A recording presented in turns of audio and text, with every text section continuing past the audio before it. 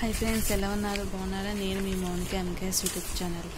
ఈరోజు మనం బీర్బల్ తెలుగు గురించి తెలుసుకుందాం. అక్బర్ చక్రవర్తికి కథలంటే చాలా ఇష్టం. రోజు రాజా దర్బార్లో రకరకాల కథలు చెప్పించుకొని చాలా ఓపికగా వినేవాడు. అయితే కొన్నిసార్లు కథ త్వరగా ముగించడం అక్బర్కు నచ్చేది కాదు. దాంతో ఇంకా ఇంకా అని అడుగుతుండేవాడు. ప్రభు కథ పూర్తయింది అని చెబితే కోపగించుకునేవాడు. ఒకరోజు ఇక చాలు అనేవాడు. కథ చెప్పగలిగేవాడు ఎవరైనా ఉంటే 1000 బంగారు నాణాలు బహుమతిగా ఇస్తానని ప్రకటించారు. అది విని చాలా మంది వచ్చి అక్బర్కు కథ చెప్పడానికి ప్రయత్నించారు. కొందరైతే కొన్ని రోజుల పాటు కథ చెప్పి మెప్పించిన అక్బర్ చివరకు ఇంకా ఇంకా అనేవాడు. దాంతో ఇక లాభం లేదనుకొని ఊసురు అంటూ వెళ్ళిపోయేవాడు. ఒకరోజు సభలో ఉన్న బీర్బల్ పైన అక్బర్ దృష్టి పడింది. రాజు అడిగిన వెంటనే బీర్బల్ కథ చెప్పడం ప్రారంభించాడు.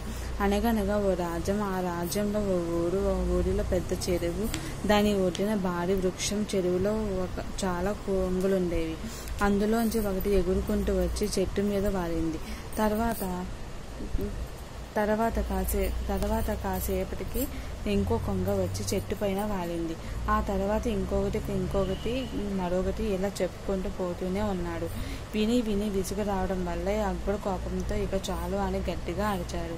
వెంటనే అక్కడున్న వారంతా చప్పట్లు కొట్టారు. బీర్బల్ గెలిచినట్టు ప్రకటించిన అక్బర్ హామీ మేరకు 1000 బంగారు నాణేలు ఇచ్చి సత్కరించారు.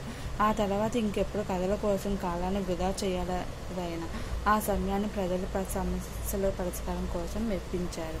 నచ్చితే లైక్ చేయండి, షేర్ చేయండి, సబ్స్క్రైబ్ చేయండి. బాయ్.